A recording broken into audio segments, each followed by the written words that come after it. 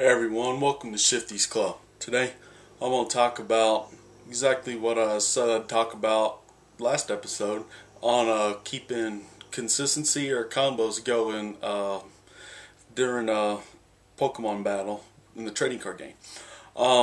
Now for decks, there are staple cards, there are tech cards, and there are key cards. Not key cards as in cards that are like the one you get in the game to get into Team Rocket's secret mysterious building, but basically ones that are almost every deck, but not every deck. And the tech cards are the ones that vary from deck to deck, such as Switch isn't used in every deck, it's used in high retreat cost decks now thanks to Pokemon Catcher. And then you've got cards like Energy Switch, which means basic energy about, if you need to keep moving those energy around every so often. And those are just basically tech cards.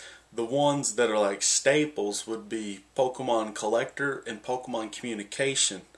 Now these are the only two cards that are really staples in every deck, because if you don't have them to set up, your deck's pretty much in the hole.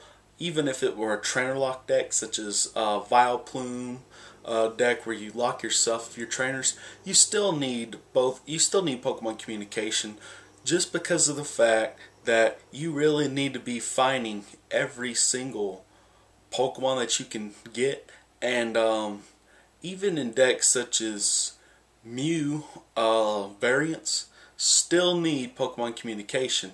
And most people would say you'd only need Pokemon Collector and Dual Ball to search out basics. And while they probably are correct, you're still not only going to use just Mew Prime. You're going to use other Pokemon to try to help you, such as like Vileplume or anything else to try to keep Mew Prime going. And that's exactly why such combos are necessary. That's why the cards are necessary. Now, some key cards, basically in every deck that really isn't trainer lock, would be such as Dual Ball, Junk Arm, Pokemon Catcher, sometimes Super Scoop Up. There's sometimes Twins, because there's a lot of Zekrom Donk running around. There's double colorless for those decks that do double colorless energy, and almost every deck in this format really does. But I mean, if yours doesn't, then you really don't have to worry about it. But that's basically what I mean by key cards, just cards that fit in almost every deck. Like Rare Candy could either be considered a key card or a tech card. In my opinion, it's a tech card. Unless you're running Stage 2, you'll never use it. So just note that. The best thing I'd say about finding a way to keep consistency or combos going is to use many of these cards, and using the right combination of the Trainer, Stadium, and Supporter cards is vital to keeping your deck going. And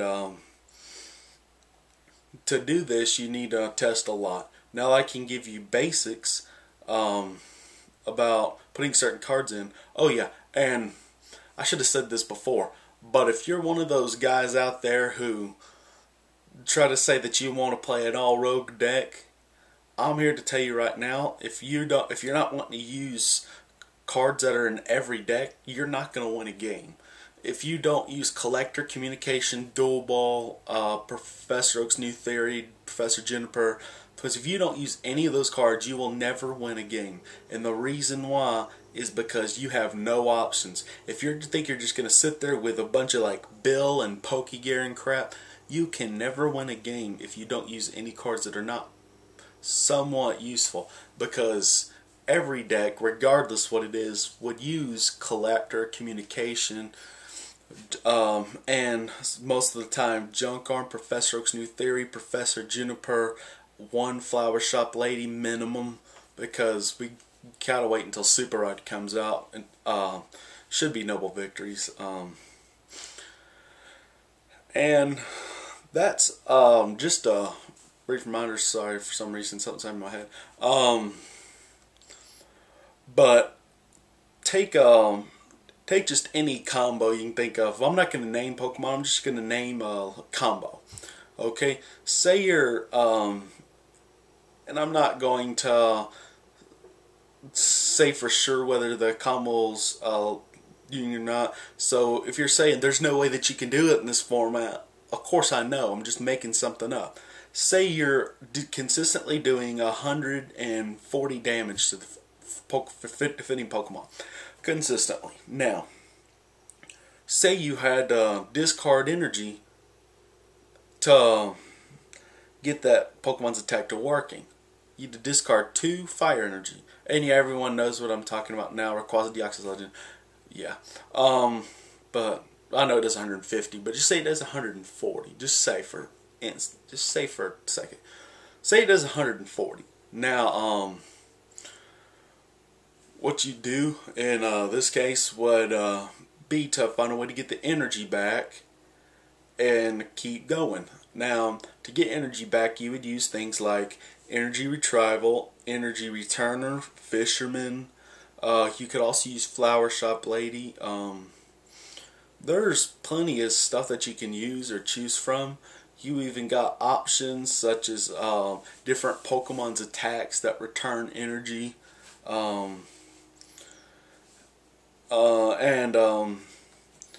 When you're finding certain energy as a requirement, such as you're discarding fire energy, you want to be able to get the fire energy back, and you still know that you have a Typhlosion Prime option, because Typhlosion Prime's in format, and it has an ability, or a Poke Power, it has the ability to grab the fire energy out of the discard pile and attach it to your Pokemon and place a damage counter on it.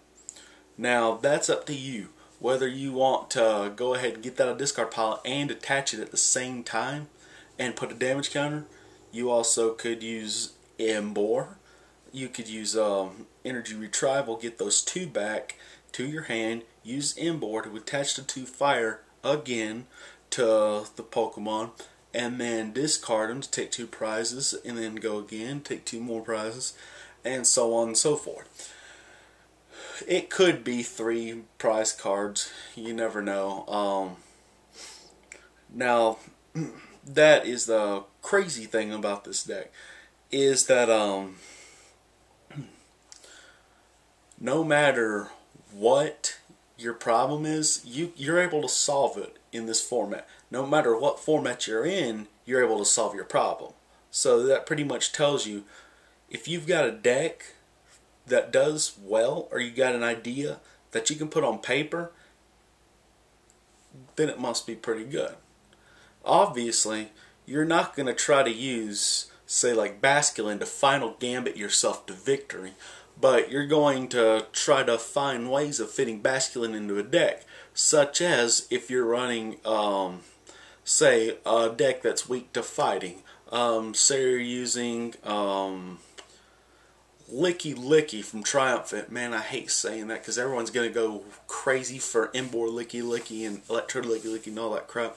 But say you use Licky Licky and you attach massive energy to Licky Licky just to snipe one of your opponent's Pokemon out. So you've got about 15 energy on it, including some double colorless, and you're doing 150 to any bitch Pokemon, and you've already taken 4 prizes. Say that. Okay? Now, what you could do is, say if it gets knocked out by fighting Pokemon, or it comes up to a fighting Pokemon, you need to be able to have some way of getting something like a Basculin and getting a water and a double colorless on it, or 2 other energy, obviously. That way you can use a final gambit and knock out Donphan, even though you flip 2 coins to see if you knock yourself out. Obviously with a defender you wouldn't knock yourself out, but you still flip 2 coins and try and see if you do 80 damage to yourself. But the odds are very well against you, but of course they're odds, and it could be end up going in your opponent's favor. But here's the thing to note, whenever you're trying to, say, get the combo to working, you need to make sure that you can counter a counter combo, such as when you have a fighting weakness and you're up against a Donphan, you need to be able to counter it with either a water type weakness, either that, some way to get damage on Donphan or get rid of Exoskeleton. You could also use something to prevent Donphan from attacking at all, such as Umbreon or Celebi Prime. And Umbreon's actually pretty good, and the reason I say that's because it can be in a tech in such a dark type deck like Tyranitar, and you can use Tyranitar with an Umbreon tech to defend off Donphan, or you could defend off fighting types period, or just try to flat out win the battle by using a bunch of Houndoom to try to score 80 damage in one turn for one darkness energy. But of course, you could also do 92, so it's not really that hard of a feat. Don't know why you would, but those are basically the things to think about, though. Whenever you're trying to build a deck, you need to make sure that if you've got one thing that you want to do, such as it may be you want to put your opponent to sleep, and you want to make sure they stay asleep. Well, there's no real reason in trying to get them to stay asleep, but if you're trying to, you might think of something like Hypno from Heart Gold Soul Silver. You might think of, say, any Pokemon that can attack and put the opponent to sleep. You could also use anything to hurt your opponent in the long run, such as like a Vileplume or a Gothitelle after you put your opponent to sleep.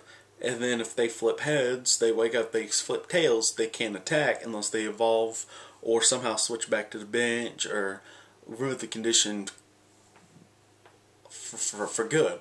And those type of things are the things you look for.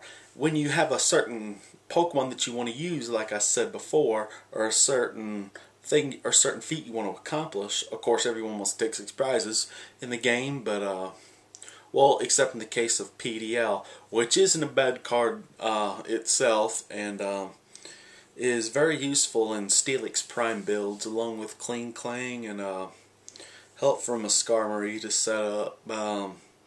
Other than that, yeah, don't go try it so you can win the city's marathon coming up, because that's what I want to win. LOL. That's basically all I have for you to know, is that no matter what you do with a deck, you got to have stuff like Collector, Communication, and if you're not using something like Vileplume, which is basically the only self-trainer locking Pokemon along with your opponent, then you'd also use Junk Arm, you'd use Professor Oak's New Theory, Professor Juniper. Even if you have a lot of Pokemon draws, such as like a Magnezone Prime or a Ninetales, you still need those support draws, because if that Pokemon can't hit the field in time, or if you can't draw into that Pokemon, you lose the game.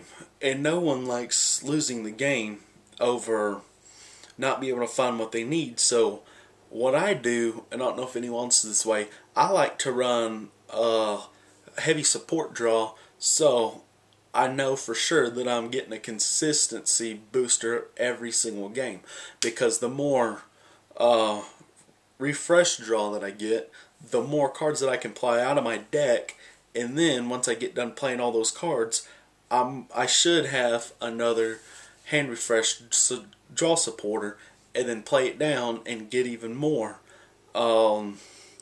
That's basically all I have for you guys. Just make sure you have most of the consistency cards, like I said, and some of the combo cards that work well with certain feats, such as like discarding energy to do massive damage. You can get those energy back. And if it's something like double colorless, where you can only get back by using something to get it out of the discard pile, like well, I'm not going to name certain Pokemon attacks, so, or you can use recycle, stuff like that. Because if you can keep a combo going, or you can get a consistency in any kind of match, because not every deck works off a combo. Like, say you had like Executor and a Vileplume.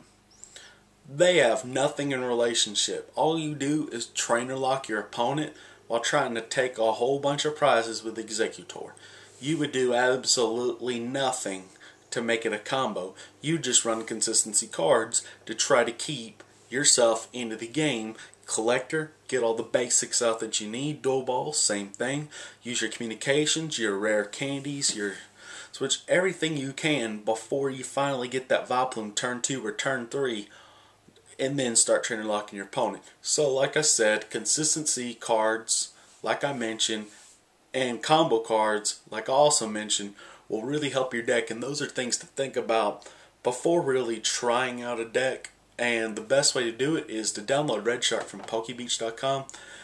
They got a new one for the Emerging Power set that came out, and I still don't like playing the Pokemon trading card game online from Pokemon.com. I like the Red Shark better because you don't have to have the cards physically on the online database. You can choose any card you want out of Red Shark and try to test against opponents. Until next time, at Shifty's Club.